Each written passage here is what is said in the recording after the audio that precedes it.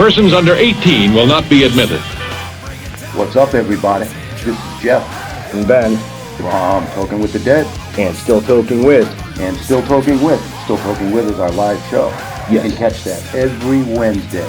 At 7 p.m. Eastern. That's Eastern time. Yeah, if you live in fucking California, it's got to be 3.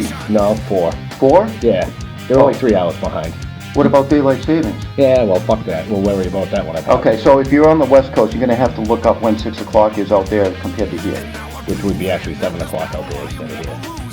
7 o'clock? Yeah. Before this is over, I'm going to need a whole lot of serious therapy.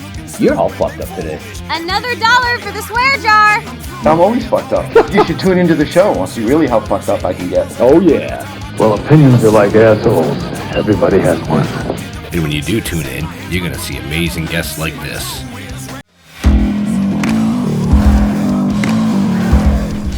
Hey, what's up? This is Jeremy Palco from The Walking Dead, and this is Still Toking With. Hi, I'm Larry Kenny, and you're listening to Still Toking With...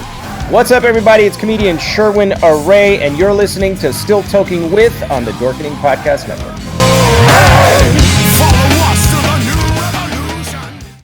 What's happening, everybody? Welcome to another kick-ass episode of Still Toking With. Yeah, you already know who I am, but that's okay, because the show's not about me. Nope, it's not. But with that being said, the man that brings the flash every week, Mr. Jeffrey Mark. Well, howdy, hello, cats and kittens.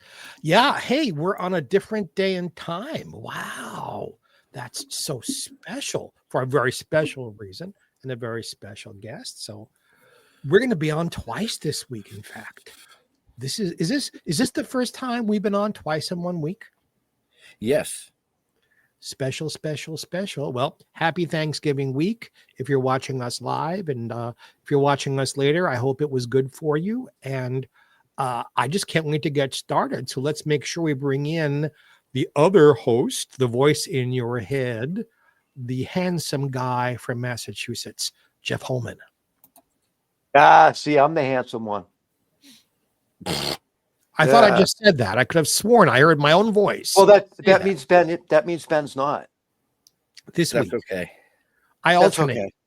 That's okay. It's late. I'm a little punchy. I apologize to everybody ahead of time. So this ought to be interesting. Right. Yeah. It is Tuesday, right? Yeah, it's Tuesday, and then we'll be on again Tuesday. Friday. Yeah, I'll be on again Friday at 8 o'clock. Continuing this quick little series for a very special occasion. But yes, 4 shows in 3 weeks. 4 shows in 3 weeks. Yeah. I'm gonna shut the fuck up and bring in it's Rachel about time. Greenbush. Hi. There she is. Oh, well, I'm glad you decided to shut up. Yeah, well, I mean, geez. Don't expect me to do that for the next hour. 6 minutes into the show, I mean, I thought you were just going to keep going all night. It's all right. I had dates like that. Oh, geez. I think we all have. Thank you, Rachel. Thank you. Oh, boy. Is it hot in here? Okay. So anyway, welcome to the show, Rachel. I hope you have a lot of fun with us. That ought to be. Thank you. It's so fun. It's a pleasure to be here. So, go ahead, Ben. I know you want to jump right in. No, go ahead. No, all right, both of you. So, wait a minute. I'm going to be a dick. Okay, no, I am because I have to disclose something. Uh-oh. Okay.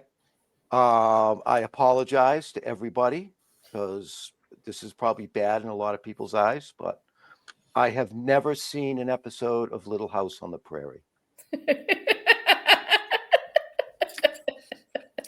I'm glad you Sheltered came prepared, Jeff. Thank you. Yes, Sheltered Well, Life. lucky for you, it is streaming on Amazon Prime and other places, so you can catch up at any time. Well, I just wanted to get that out there. You know what I mean?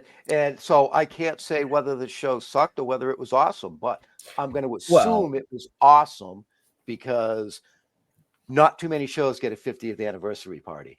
Yeah, let's go Right. with awesome. Right. I mean, and see, I'm on the other side of the coin where I've seen probably every episode numerous times because my mother was one of those very faithful Little House on the Prairie watchers. So I grew up watching it and I liked it. It had a great storyline. The cast was amazing. You know, especially that girl that played Carrie Ingalls. She was really good. I can't remember her name. She was my favorite. She was one of my favorites. But wasn't it the other one? Yeah, my sister and I are twins, so there was actually two of us. Yeah. Yeah. See, I know that. And you did do one episode together. One. Yes. The God Sister. Yeah. Yes. Yep. And folks, that's one of the reasons why there's 2 shows this week. There's another set of identical twins that also played in the cast, but that's for Friday. Tonight is about Rachel in Sydney, but she's not here. It's just Rachel. But you'll give her our love, yes? I will. I promise. I'll give her your love. All right. So one of my favorite stories that you can tell about the show is you met someone very special to you on the set who you didn't know was going to be special because you were a little girl, he was a teenager, and then you re-met at the same place. You tell the story because I love the ending. Okay. Well, Danny, he had eyes for Melissa, and he actually used to come on the set with his friends, and he tried to set up his friend Chris with Melissa Gilbert. And they used to hang out with Allison and joke around with Allison, and he had Allison go get Melissa so he could set Melissa up with Chris. And Chris got all shy and like ran away, ran over the hill, ran down the hill, ran off the set, like disappeared. And then we were filming the wolves, and it was the scene where Mary's churning the butter, and they were facing towards the barn, and we were all sitting underneath the oak tree that's over by Plum Creek. And they broke to move the camera and change the angle. And when they did, we all had to leave from underneath the tree because they were going to shoot that direction now at Mary's face. And so Danny walked by me and he said hello. And I said hello to him. And he was 14 and I was 7. And that was when we first technically met. Now, he hung out on the set a lot, but like I said, he really had eyes more for Melissa and Allison at that time because they were closer in age. And then I moved, the series ended. I moved away, he moved away. We kind of trailed each other and then ended up reconnecting 30 years later and then in 2007.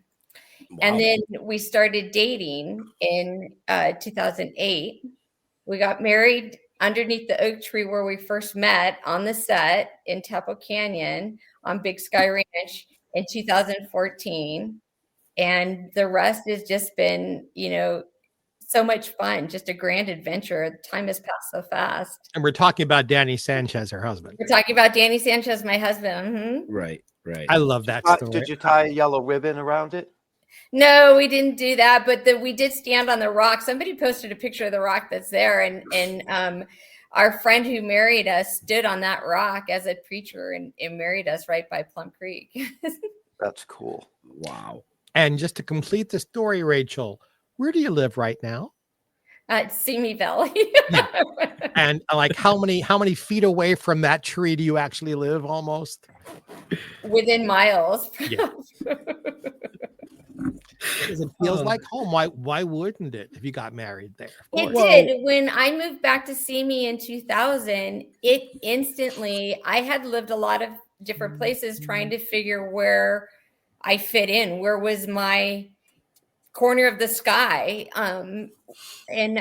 So I moved around a lot. I was in Arizona. I tried out Arkansas. I lived in New Mexico. But when I moved back to Simi Valley, it instantly felt like home. And that was before Danny and I reconnected. But something told me, I just knew this is where I was supposed to be. And it's always felt like home. Excellent. I have a question for you. Is there any way that anybody can tell if they watch the episodes which one of you two is actually in that episode? Yes. So my sister's features are a little bit finer, and her cheeks and her nose. And so when we're little, I was a little bit chubbier and rounder faced. So when you look at us, you can tell, mostly I tell by the nose, because Robin has a really like kind of petite, finer features than I do. Her face is more oval and my face is more round. And I'm a little broader in the shoulders and she's a little taller than me. So those are kind of all the physicalities. And then as we get older, Robin had a gap in her teeth. She had a space between her two front teeth, and I didn't. But she was still continued to be like a little finer featured than I am. It's interesting because like Bewitched, our friend, everybody's friend, Erin Murphy, that she and her sister Diane would trade off when they were very little. But if you were in a room with them now, like I have been, they look, I mean, you can barely tell they're even sisters, never mind twins. Yeah. And Robin and I have, or Sydney and I have, we've grown kind of like that too, where your independent personalities kind of develop as you grow. And so for me, probably because I am a twin, when I look to tell other twins apart, usually I look at the way they carry themselves, their physical nature. And then you can usually tell them apart, whether, you know, one's stronger or softer, you know, just the way they carry themselves. Mm-hmm. Good point. Do you get tired of telling the story of how you came to the show? No, I think it's a great story. Well, so we know your father, Billy, is a very famous actor who did wonderful films. And so you're second generation, or is there more behind that? No, I'm second generation. Yeah, my dad, he was born in Montgomery, Alabama, and his mom used to take him to the movie theater to see the Westerns, and he wanted to be, you know, a cowboy like Roy Rogers. And so he left Alabama, and they moved out to Garden Grove, and he went to Garden Grove College and stuff like that, studying acting. And then he felt like he had learned all that he could learn from the college. And so he went to New York and studied in New York in theater and stuff like that. And then came back to LA. And when he was here in LA, he started to really get some good roles, like 5 Easy Pieces and Alice Doesn't Live Here Anymore. And he had done Gunsmoke and Bonanza and was really coming up. And he was at an agent, he was talking to a friend of his. Milt Cogan was a doctor, but he really wanted to be an actor. And so Milt had asked my father if he thought, you know, he would be good at acting, if they would be interested in him. And my dad told him, yeah, I think you have a great face. You'd be a great character actor. I think you'd be really good at it. If you want, I can set up an interview for you to read for my agent and see if she'll take you on. If you want. And Milt said, yeah, that'd be great. Would you do that? And so my dad did. He talked to his agent and set up an appointment. Well, Milt went to the appointment and was in the waiting room waiting to read for the agent to see if they would take him on and send him on interviews. And when he was there, a phone call came in to the receptionist, and she kind of argued. She was like, but I have this, but, and then she got off the phone and she was kind of frustrated. She looked at Milt and she's like, you know, they're casting this movie, but they want twins, but I have the perfect little girl for them, but they're insisting that they want twins. And he goes, what age? And she goes, like, between 2 and 3 years old. And he said, well, you know, Billy Greenbush has twin daughters that age. He's in this office. You might give him a call and see if he's interested in it. And so she's like, oh, that's great. Thank you. And she did. And my mom answered the phone, and they asked her if she wanted to bring us in on the interview. And she did. So she brought us in, and we met Joe Sargent, and Joe Sargent cast us in the role of Sunshine. Mm-hmm. And Sunshine was also based on a true story.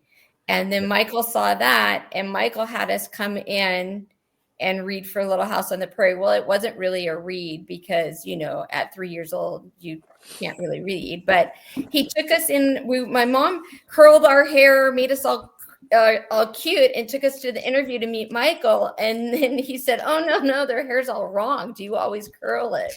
Because he wanted it to be all straight. And she's like, "No." So she pulled it down. And then he said, "Well, can I take them in the room?" And she said, "Yes."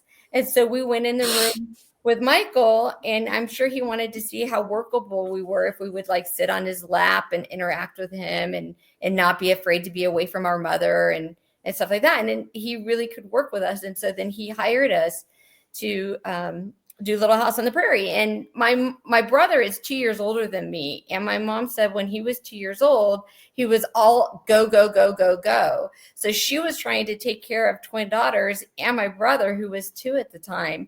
So anytime anybody ever said that Robin and I or Sydney and I were cute, she would toss us at them and say, "Yeah, you want to hold them? Yeah, you want to hold them? Here." Like that. So it ended up working out in the end because we weren't afraid to be held by strangers. So when Michael wanted to take us away from our mom, we were like, "Okay, here we go." Whatever. Cool. We didn't cry. And so that enabled him to be able to put us in front of the camera and work with us. Oh. So how did they decide which one of the two of you they were going to use for certain scenes? If one was being nasty and just being a little bitch, then they use the other one? Yes. Yeah. They'd be like, "You're out of here. Bring the other one." Yeah, absolutely. Yeah. They would do that. If one was a grump, yeah, they're like, "Look at the other one."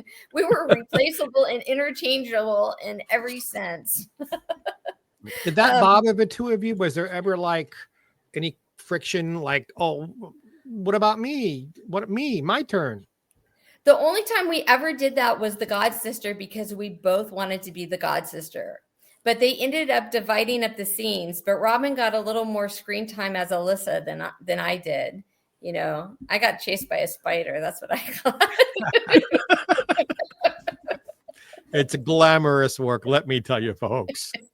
I never knew before then you could like hurt a spider. They did. They had it in to the side, and they were filming the spider as I was running by the green screen, and they were kind of like hurting it out of the frame to make it turn and go towards me. It was really kind of very interesting experience. They actually have a spider herder, and I'm not making a joke. A spider wrangler, yeah. They did. Job description: spider wrangler. All right. Who are you close to on the set? We were really close to Melissa because when we first started the show, we weren't in school. And so they kind of made like a little preschool in our dressing room with books and puzzles and stuff like that. And Melissa would come and read books to us when she wasn't in school or on the set or during her lunch. And you can see in the early years, a lot of times she reaches down and she grabs my hand. She was always like really sweet and looking out for us all the time. No wonder she became the president of the union. Yeah. She held a lot of our hands and made things better. Right. So, folks, what we want to tell you is 50th anniversary, 50 years. There's a reunion coming up in December, in Simi Valley, California, December 12th through the 14th, where you can meet a ton of the cast. I actually have a picture I'm going to throw up real quick here, but this is just some of the cast members that'll be there and some that you'll see on the shows over the next few weeks. Check the show notes up above or down below, depending on where you're watching or listening to us. All the information for tickets and everything else is there, including Rachel's information. You know, home phone. No, I'm just kidding. Home phone, private email. No. Her husband would not smile at that at all. Oh, no. He wouldn't. all our agents and PR firms that work with us know that would never happen. So it will be really fun. It's really kind of Christmas themed for the holidays. Santa's going to be there. There's going to be a tree decorating. I heard that there was going to be some live music. Karen's going to do a presentation. I'm going to do a presentation. Allison and Dean are both doing presentations on different days where you can ask them questions. and hear stories about Little House on the Prairie. And then, of course, there's meet and greets. There's a dinner the first night, which is an exclusive. You have to buy tickets to that. But it's going to be a really good, real lot of fun because of the holidays. And it's all based around Christmas. Right. Which is perfect for that show. Yeah. Yeah. Oh, yeah. Yep. Christmas at Plum Creek is one of my favorite episodes to this day. Jeff, you'll have to go watch it because you're missing out on that one. That's really good. I'm gonna have. I'll pick what I think would be an interesting one for me to get me started. I know there's 180, 190 episodes. The pilot's a great one to start. It's one of the best. Yeah, you got to start at the beginning. But that's too standard. You don't start with the pilot. Jump in the middle. Find out what the fuck's going on. Yeah, you could do that too. You You know? could do that too. I've always found it interesting that Little House is this bastion of Christian Americana of a certain era, and it's very specific, and yet the people in charge of it were Jewish. Yeah. And I've always found that fascinating.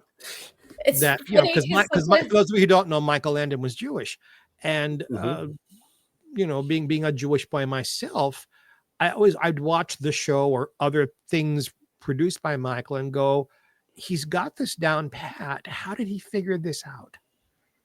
I don't know how he figured it out, but when we would be singing in church, sometimes there would be a break between shots, and he'd look at Melissa a lot. He'd go, "How come the two Jews are the only ones that know all the words to the songs?"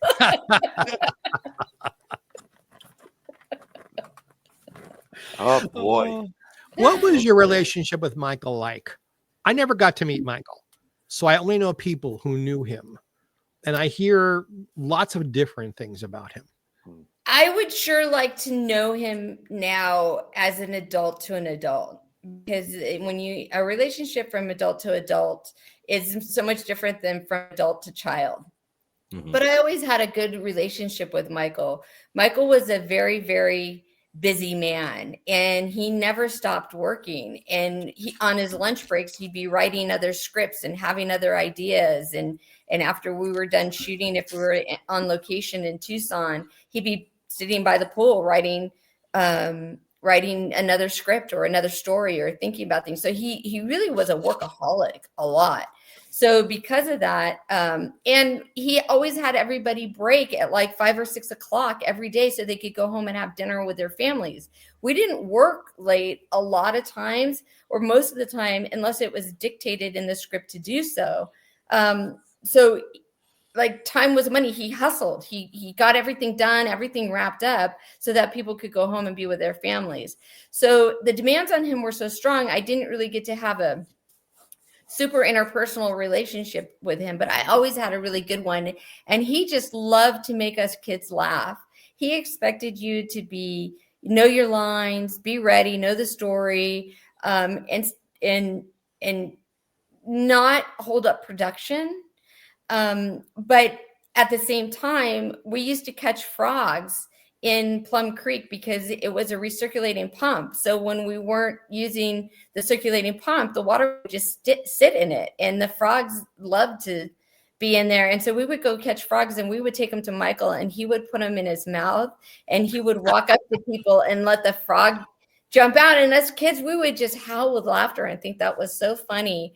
Or you would be doing a scene, like a dinner scene, and I'd be sitting next to Melissa Gilbert, and it would be a 2-shot, like on her and I, right? And she would be giving her lines, and Michael would be off camera to the side so that she could talk to him and do her lines. And he would know that he already got the shot that he wanted, but he wouldn't say like print or anything like that. He just let, Melissa keep stumbling and improvising and trying to carry the, and pretty soon he'd pick up like peas or carrots, and he'd start like flicking them at us and throwing them at us. And I'm looking up at Melissa like, what do I do? What do I do? Like trying to follow her lead. And finally he just bust out laughing, and then Melissa would too. And then I'd be like, oh, okay, we're just kidding. Like He was always playing jokes. So there was a time to work, but he kept this set lighthearted. All right. You've mentioned all the demands on him. What were the demands on you and your sister like on the set? You know, I've known like every child actor since Rosemary, so I've heard these stories generationally from kid actors. So kid actor to kid actor, what was it like for you being small and you are working? What was that like for you? You know, I was born into it, so I really thought it was just something everybody did. I was in school with like Keith Mitchell. Well, he's Keith Coogan, Jackie Coogan's grandson. We went to school together. So, and the Rondell family who does stunts, and you know, the Charlie Sheen was just so many years ahead of me in school. We were still hearing all his rumors from what he did in Malibu, and it was just something I thought everybody did. So I really didn't think of it as being demanding, other than sometimes when your time was not your own and you wanted, you know, maybe your friend was having a birthday party and you got to go promote the show kind of thing. So, but I didn't have as many demands on me as, you know, Melissa Gilbert or Melissa Sue, who had way more lines and screen time. But, you know, you have to be there and be set ready at 8 a.m. in your costume and everything. And then you go straight to school if they don't need you, but you still got to be there at your call time, which was usually 8 a.m. So it's early mornings, long drive home, long days. If you finish in front of the camera and your schoolwork's not finished, because you have to do 3 hours a day in addition to being in front of the camera, you have to stay and finish your school before you can go home. And if you finish your school before you're finished in front of the camera, then of course you have to stay and be in front of the camera. But we used to sit under the trees and play backgammon and stuff and wait for our scenes and stuff like that. And we loved to steal dry ice from the cooler and go throw it in the pond and watch it smoke. And just it was like growing up on a ranch. It was really fun. Oh, I was reading, and I want you to verify if this is even correct, that the credits at the time were for a Lindsay Sidney Greenbush. They didn't credit you individually during that time?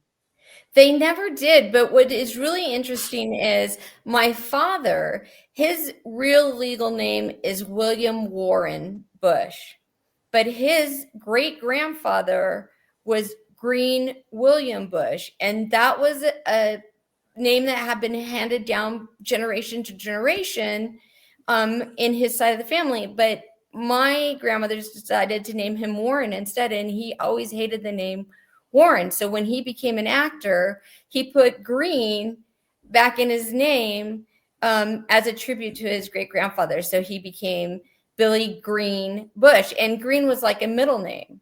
So when we did the pilot, it's Lindsay Sidney Green, which is separate, and then Bush on the pilot. And that's how my very first work permit is. It's Lindsay Green Bush, just like my father's, a separate name. And when we went to do the series, they made Greenbush one name. And it forever stayed that way. Well, at least for me and my sister, my dad still has it as a separate name, Billy Green Bush. And I don't know why they did that.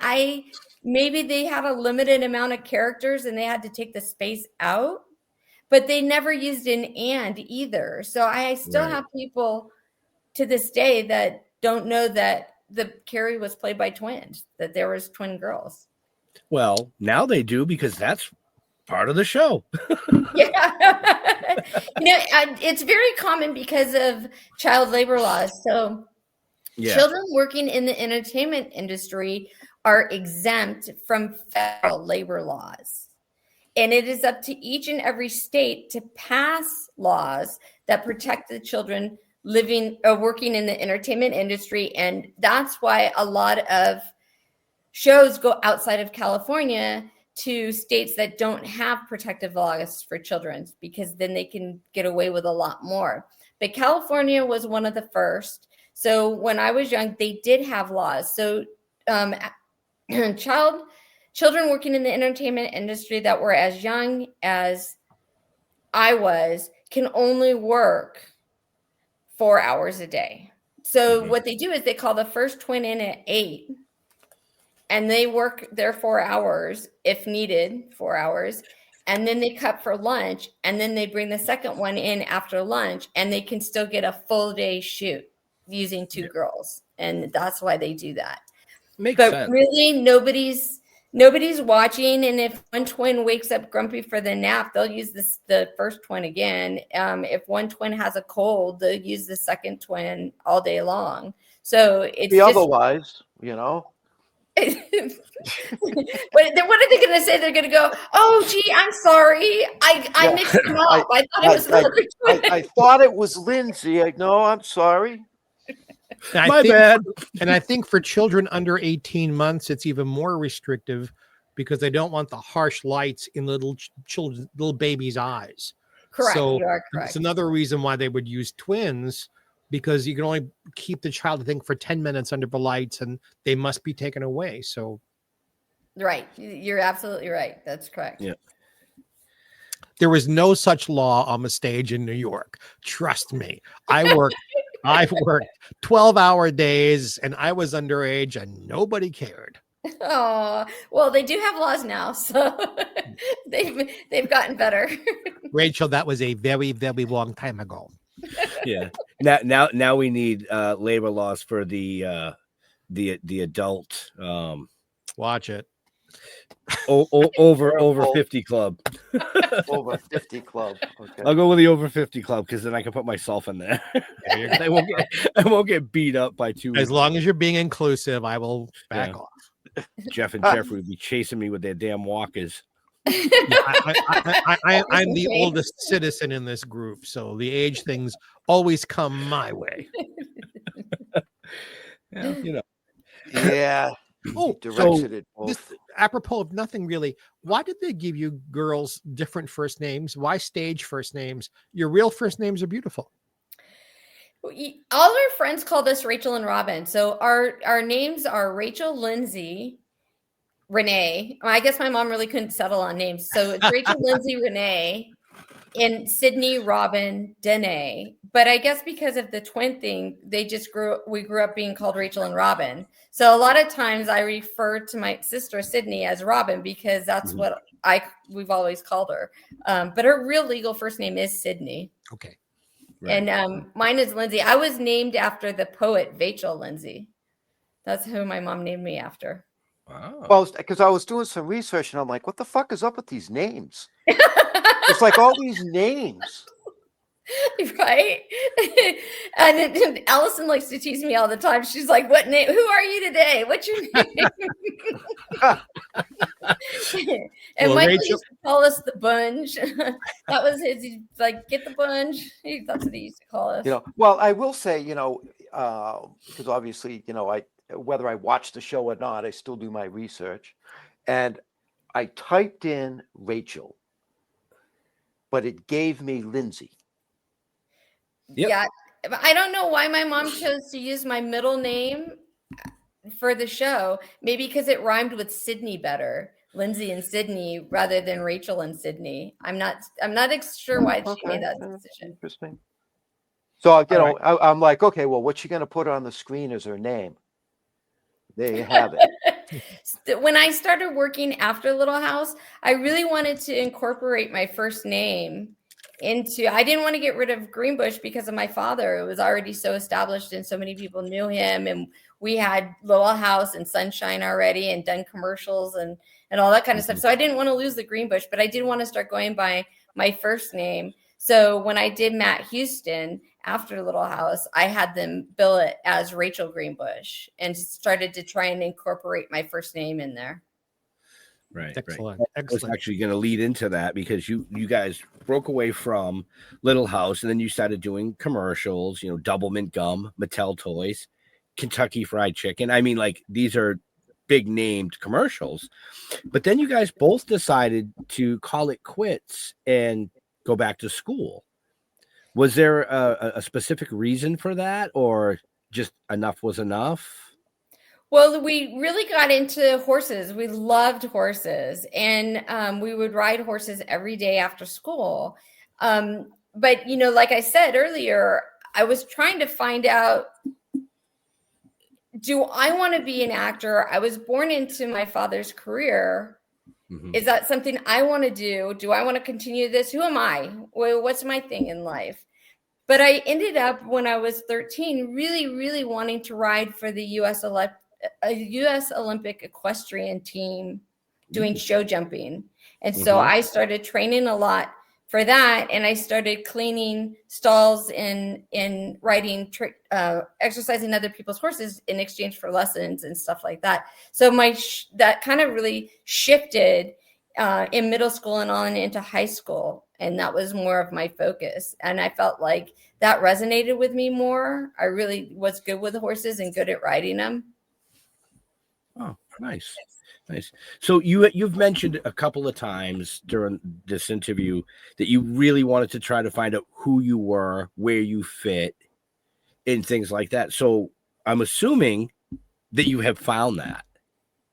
Yeah, I found that now. It was a journey. And there was so much that happened to me when I was little that I don't think I could process at the time. And so I really kind of went on this journey of reconciling everything that happened. So I started in the 90s, we started doing these cast reunions. And I think one of the very first ones we did was hosted by Kent and Sue McRae in 1997. And Sonora used to have a film festival. I don't know if they have it anymore. And so they invited us to be guests for the film festival. So Karen went, Charlotte went,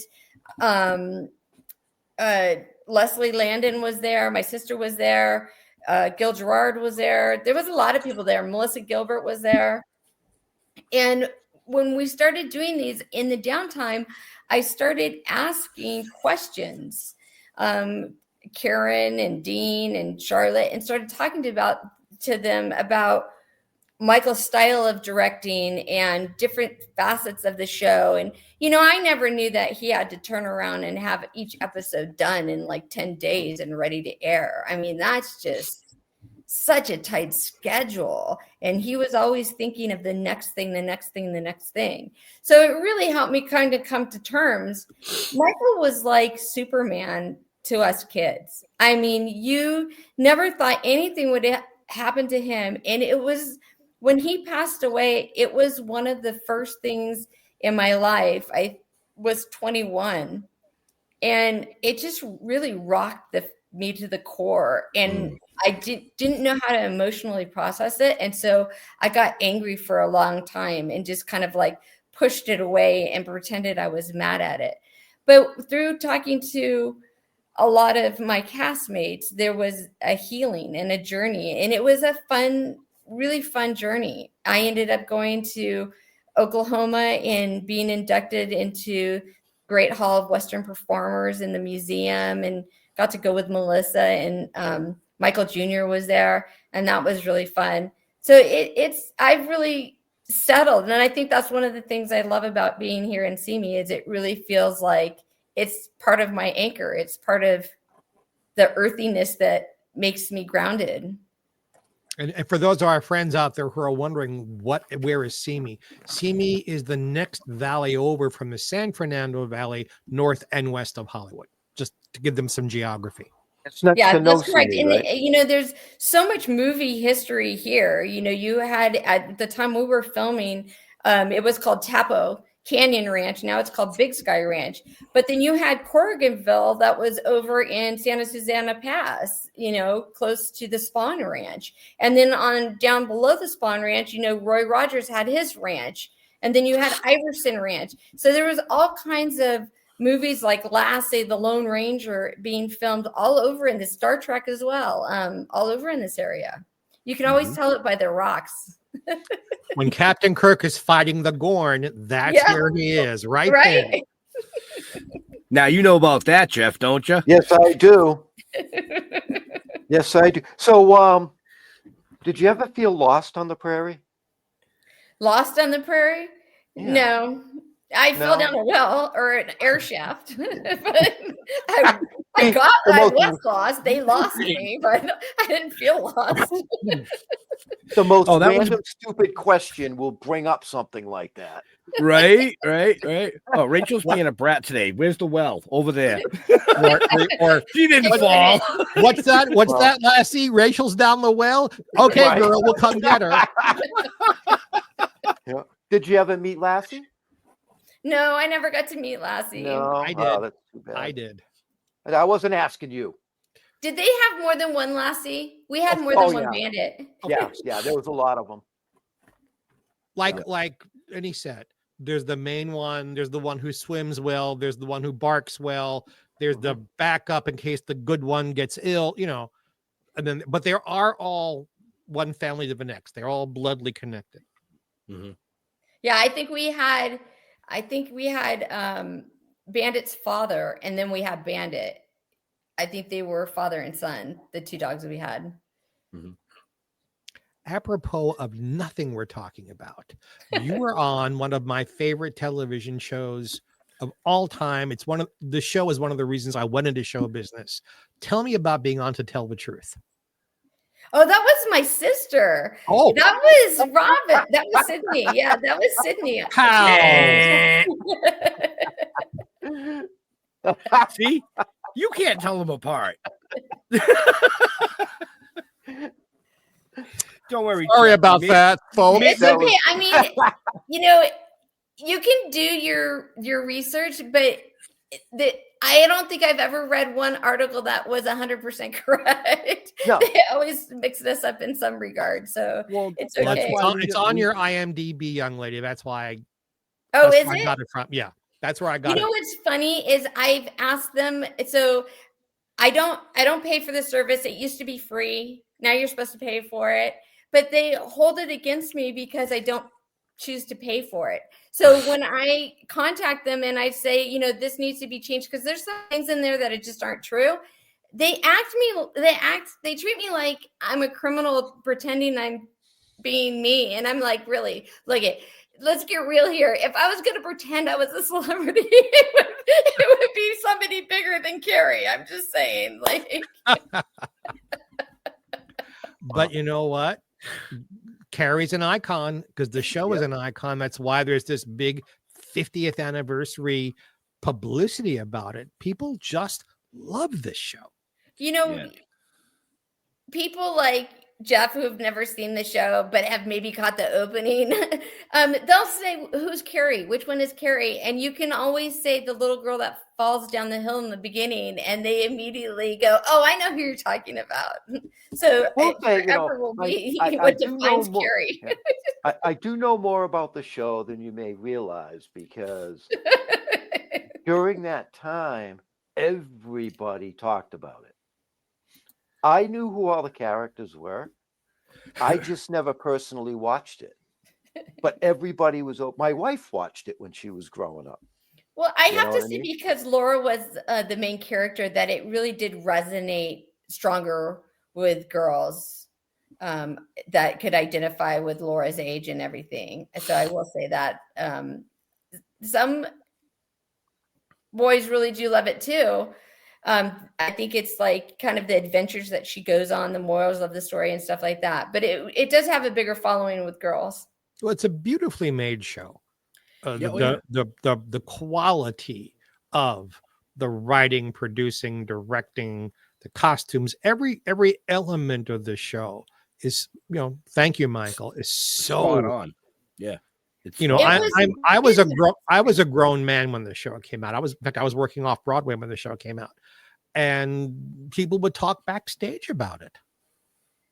It was really ahead of its time. Mr. Edwards, Victor French, he had his own theme song, right? It's like it wasn't very common, but Michael was so ahead of his time in so many ways, setting the tone with music and stuff like that. He really did a wonderful job and was way ahead of his time. Instead of being like a TV show, it was more like you were watching a movie or something. It was really put together so well. For Michael to come from where he came, he's a minority, he's Jewish, from New York, Brooklyn, bedwetter, shy, underweight as a kid, and he just blossoms into this, I was going to say cottage industry, but mainstream show business industry all by himself. It's an amazing feat how he transformed himself. That's what I would want to ask him if I could sit down with him. How did you transform this into this? It fascinates me. I think it was for him. In some regards, I think was a kind of a natural evolution that took on. I think being a track star is where he really started to get his confidence up. You mentioned him being a bedwetter, and in the little docudrama that he did, he does race home from school to beat his friends that are driving home in the car to pull the bed sheets down because his mom would hang him out to embarrass him. And so that led into kind of a track stardom. And I think he gained his confidence there. And then when he was working on Bonanza, he started to explore all the different episodes, right? He started like directing and getting into different facets of it. And I think also on Bonanza, he really saw what the audience craved, what they really wanted and how to touch them. And so then when he was approached to do Little House on the Prairie by Ed Friendly, he had a platform that was kind of, he could use to bring all those elements to life. And I think his talents grew and blossomed and got stronger during Little House on the Prairie. But I think he already had kind of that vision when he was leaving Bonanza, because he had kind of immersed himself in it and done his homework and learned all those different facets. I'd also love to ask Ed Friendly, how do you jump from Rowan and Martin's Laugh-In to this? I mean, they got nothing in common except quality. Well, I read an article. It was really his granddaughter put an article out doing a little story about Ed. And I was like so shocked, but loved reading that was the first thing that he produced on his own was Laugh-In, because I loved Laugh-In when I was young. But his daughter used to read the books, and she would love the books so much. And she was sick in her room, and I think he had to fly to New York. And he went in her room to say goodbye to her, and he asked if there was anything that he could get her while he was gone when he comes back. And she said, "Oh, yeah, the new Little House on the Prairie book is coming out. Will you get me the book when you come back?" And he said, "Yes." And he goes, "Are you reading that book again?" And she said, "Yes." And he said, "But you've read it so many times." And she's like, "But I just love these books." So then he said goodbye to his daughter, and they left the room. And his wife said, "You really should do something with these books. You really should do something with these books. The children just love them, and it can be something." So she encouraged him. So he took one of his daughter's books on the plane with him, and he hid it in a magazine because he didn't want anybody to see him reading a children's book on the plane. So he's like this. So when he was reading the book on the plane, he really started to understand why the children loved these books so much. So when he got on the ground, I think he called his lawyer and asked his lawyer to get the rights, to buy the rights to the books. And supposedly he just barely beat Walt Disney to having because Walt Disney was trying to get him too. Oh, thank God he beat him. Barely beat Walt Disney at earning the rights to Little House on the Prairie. I mean, Walt Disney, the person, was dead. You're talking about the company. Yeah. Yeah, I guess so. Yeah, that would be the company. Yeah, because Walt was dead. So, God only knows what they would have done to that. Right? I had 17 punchlines. I can't say any of them out loud. No. There'll be a lot of phone calls if you did. Yes, there would. Yes, there would. Yes, there would. Another thing. Go ahead, Jeff. I'm sorry. No, that's right. This is probably a question you've gotten 1,000 times, but I'm curious, mainly because I want to watch my first episode, and it won't be the pilot. What is your favorite episode? It's really, really hard for me to pick just one because there are so many really good ones. Give me two. Christmas at Plum Creek and Ma's Holiday are two of my very favorites. Okay, so the holiday ones, two of the holiday ones. Okay. Well, Ma's Holiday is not actually based around the holidays. Ma's Holiday is because Ma goes on holiday, and Mr. Edwards babysits the girl. Isn't that a British thing? Go on holiday? I'm gonna go on holiday. Isn't it a vacation? Yes, so Pa takes Ma on vacation to give her a break, and we get babysat by Mr. Edwards. Oh my, I can't. Hey, I warned everybody at the beginning of the show. It's just and you just have fulfilled literally every promise, Jeff. Just pick an episode and watch it, and you'll be like, oh, and then you'll actually go, oh. Now I know why they called her Nasty Nelly. We had Allison on not too long ago. Well, that was going to be my next question. Yeah. You got Michael being this standard bearer of quality and excellence and go, go, go, go, go. And then, Melissa becomes the president of the union. And Allison is like a force of nature. I've been friends with Allison for 20 years. The woman is everywhere. She's a huge star in France. She speaks perfect French. In fact, when we go to places together, if you want to gossip, we talk in French to each other under our breaths, so no one understands what we're saying. But do you think all of you, Dean is a friend, you've done so well. I don't just mean you become famous or made money, but as persons, all of you seem to have done really well. Is it Michael's influence of excellence, or is it just coincidence? I think, I can't say that Michael didn't have an influence on each and every one of us, because there was accountability on the set. You were accountable. But what I think that also in that, we're acting out these stories that have morals to them, that have learning lessons. And I think in acting those out and submersing yourself in them as a character, they rubbed off on you, and they did imprint on you. And I think, Michael, everybody, Karen had some very tender moments with me off camera when it was just no one was really looking. She really was protective of me and gave me guidance and stuff like that. So I think all of that, we really just were on a good set in general. But I think because you couldn't just get away with things. You had to be accountable. And so there was consequences, if you weren't doing what you were supposed to do, or if you were ruining production or holding up production, because now you're costing them money. So I think all those things, we had to be very grown up at a young age. Good answer. Yeah, it was. The cast alone. You were going to say something? Did I cut you off? I was looking at the dates, 74 to 82.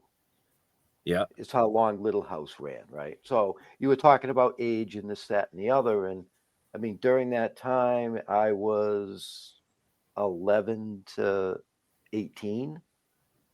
So that from a guy's point of view, I would consider that like, you're radical, that's when you're a dick, kind of a teenage boy during those years. And you never grew out of it. You know what I mean? Well, no, the life lessons and, I get all that. I was watching Gilligan's Island, for Christ's sakes. That's what I was looking for. Yeah, but you weren't watching it for the storyline. We already know. It was Mary Ann. I was going to say Ginger. No, yeah. Mary Ann. Oh, yeah. But I have to agree with you. I have to agree with you, Rachel. The morals that the show produced was amazing, because, like I said, I grew up watching that. I think today's kids what happened? I met you. Laura wasn't perfect, and they didn't write the stories that Laura was perfect. Laura made mistakes. Paul made mistakes, but they learned from it. They got past it, they learned from it, and they strove to be better people. And I think that was really a key element, is that people could relate to them because they weren't perfect. Maybe somebody else was experiencing the same situation, because we did touch on a lot of touchy subjects, and sometimes people were like, I was going through that, but then when I saw how Laura handled it, it gave me a voice, and I found my voice, and I was able to get out of that situation. So I think people could really relate to it, because Laura was never made out to be perfect. The Ingalls weren't perfect, and I think that made them more relatable because of that.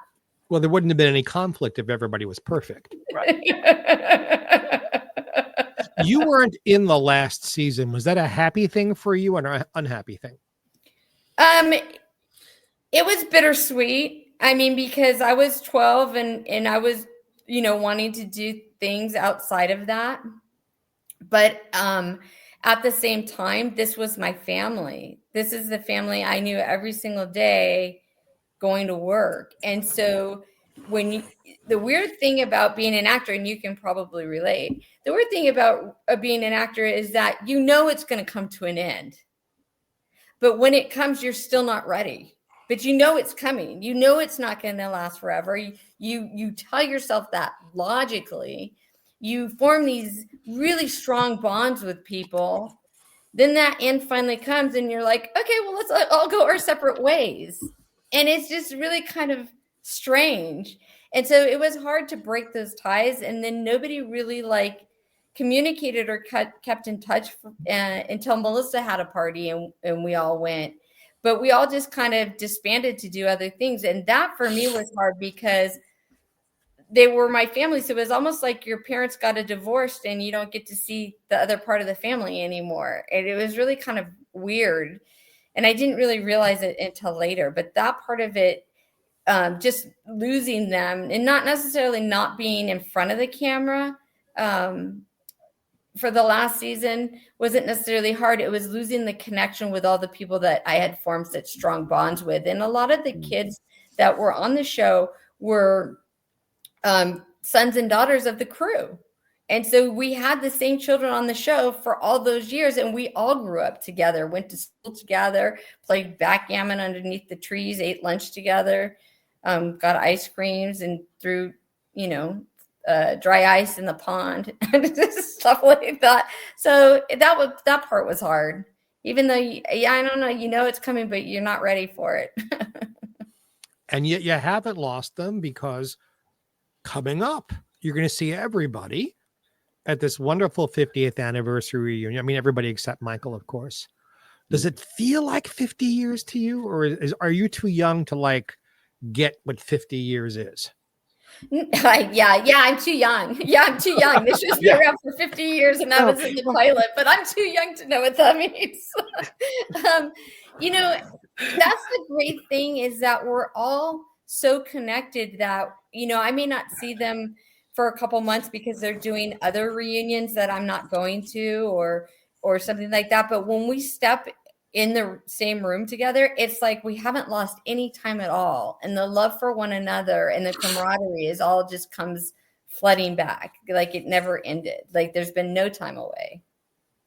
That's just wonderful. Right.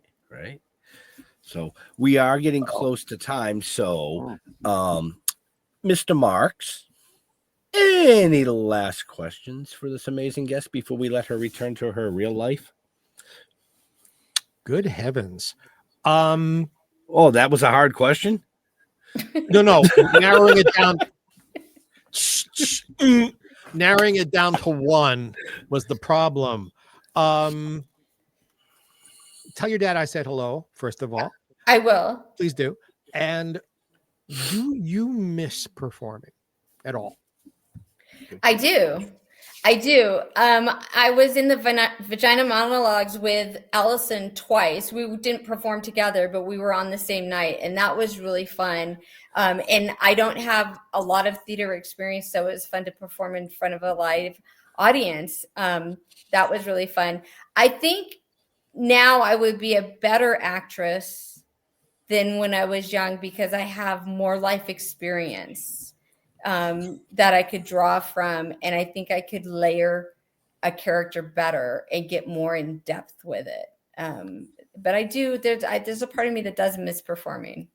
If you ever have a moment where you need to have a really good laugh, this is available on YouTube. Look up Mario Cantone, wonderful, wonderful comedian who does impressions of famous women who should have been in the vagina monologues. And he does Betty Davis and Katharine Hepburn and Barbara Streisand doing lines from and you'll cry, you'll laugh so hard. Oh, I'm going to look that up. That sounds fabulous. Is that a real thing? I was waiting. Crying or vaginas? Which one are you asking about? When she said it, his face went, "What?" I'm sorry, but sometimes women talk enough. I don't need their vaginas monologue. The fuck is that? Holy shit! Well, maybe if you listen to a vagina, you could spend some extra time with one. Okay, Mr. Holman. Yeah. Before our guest passes out from laughter. Okay. All right. My last question. What is your favorite flower and why?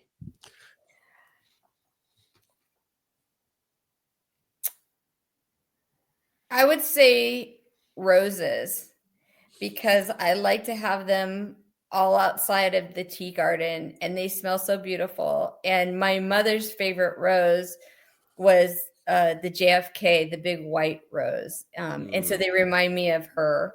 And I have some ones outside that are called Welcome Home, and they're bright yellow and they just make me feel warm. And I love to cut them and bring them in the house and enjoy them.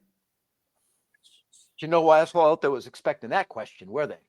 No. I wasn't expecting that question. I was like, what is he going to pull out of his ass tonight? Really? He has asked some really strange questions at the end, ferrets or squirrels? It's like, what?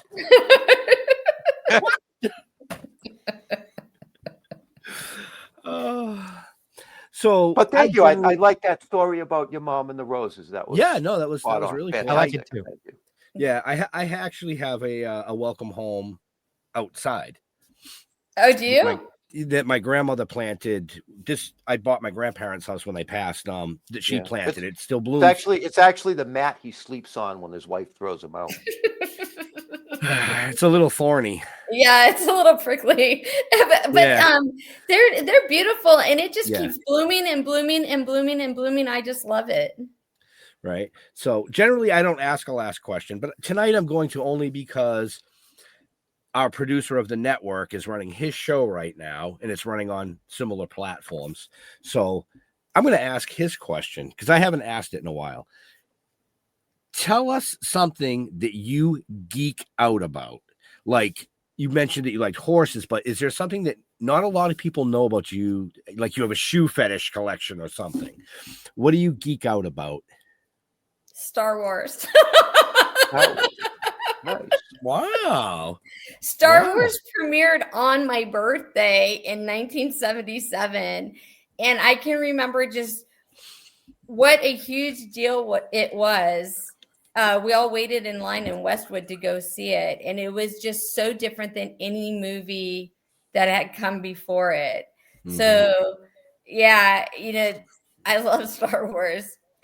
Rachel, when next we connect on any platform or in person, remind me, and I'll tell you the story of watching one of the episodes with George Lucas. Okay. Oh, wow. Okay. That sounds like a phenomenal story. I won't ask if you own a glow stick. Only if I rub it enough. Then it becomes a lightsaber. Oh God. All right. Enough about that. Rachel, where do you like interacting with your fans and family, friends on the socials? Mostly on Facebook. I used to be on Twitter, but I'm not on it anymore. I'm mostly just on Facebook now. Okay. And folks, remember, check the show notes up above or down below, depending on where you're watching or listening to us. That information is there, along with the information for the upcoming final 50th reunion. Simi Valley. Damn, I can't talk tonight. All right, Mr. Jeffrey Mark. Yes, sir. You know the question. I know the question. Jeffrey Mark, I just spelled right below my chin over there. If you're just only listening, GeoffreyMark on Facebook, Jeffrey Mark Showbiz, all one word on Instagram, at Jeffrey Mark LinkedIn. And if you like what we're doing here, I have another show that Ben produces and Jeff sprinkles his love all over. GPE, Jeffrey Mark Presents. Jeffrey Mark Plays Ella. Every week we play the music of the great Ella Fitzgerald on a theme, and I tell you all kinds of insider stories about how the music was made, why it's important, and hopefully you can come and on these very same platforms and channels, come and enjoy that. So that's my commercial, Mr. Jeff Holman. Oh, we're doing commercials? Yeah. Cool. Oh, okay. Yours is a comedy. Yeah, just go to stilltoken.com. You look us up on YouTube. Go to the YouTube channel, subscribe to that. Still Toking with Still Toking Productions. You'll also find it that way. Okay. Yeah. So you'll find it either way because I've checked that out. Toking with the Dead on Facebook. You can Google Jeff all you want. Good luck finding me. You'll probably find the other one, even though you spell it with a J. A G? A G. Did I say J? G? You did. Yeah, you did. This is very late for him. He should be in bed by now. No, that's me. Well, no, it's good. No, I'm doing good. But I also wanted to mention we've been very, very busy as of late. The comic is ready. I have all the pages are put together. I'm just waiting on a couple of final things. So we can get that sent off to the printer. That's issue 6. Question. That's what we call it. Question. Or maybe Question. And I've got nothing to do with it, but where do you guys see this? There's the cover. There's the cover of issue 6. Yeah. Very proud of it. It's been a lot of work. Ben writes, I fix it. and shout out to Dal for the artwork. Fantastic. Absolutely. So why did I do that? Wrong button. See, I hit the wrong button. I don't go full screen. I never go full screen. We want to thank Rachel for taking time out of her busy schedule to hang out and just laugh and tell some stories. I mean, I hope everybody enjoyed it. I did. I mean, thank you for having me. It's been a true delight. Thank you. We enjoyed it immensely. Yes. It's just it's so fun to hear these stories, But like I said before, folks, this is the first show of 4 over the next 3 weeks where we're celebrating the 50th anniversary of Little House on the Prairie with various cast members. So, tune in if it's your thing. If it's not, tune in anyway. Yeah, tune in anyway. What the hell? What's wrong with you people? Maybe you'll learn something like me that's never seen one. I guarantee we will make you laugh one way or the other. Tune in. Yeah. And on some nights, Jeff will make you spit, and I won't tell you which one or how. So with that being said, I never spit. I wasn't going there. Oh, where's the buttons? To all our veterans and first responders, we want to thank you for doing what you do so people like us can do what we do. Stay safe. We'll see you Friday at 8 p.m. This Friday at 8 p.m. Make sure you watch because the show's not on Wednesday night for the next 2 weeks. So we're out of here. Bye. Have a happy. Peace. So come on.